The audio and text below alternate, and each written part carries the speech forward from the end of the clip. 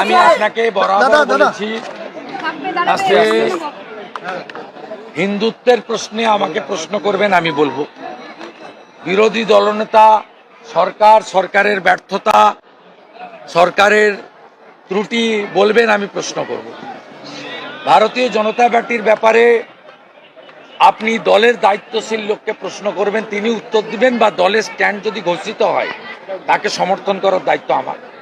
কিন্তু কোনো ব্যক্তি তিনি কি করবেন, কি করবেন না, কি বলবেন, কি বলবেন না, সেসব উত্তর আমি দেব না।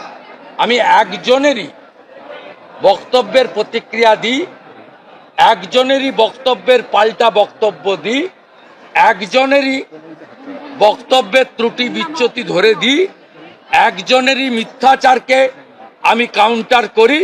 তার নাম হলো মমতা ব্যানার্জি, আর উত্তরদাতার নাম হলো শুভেন্দু অধিকারী।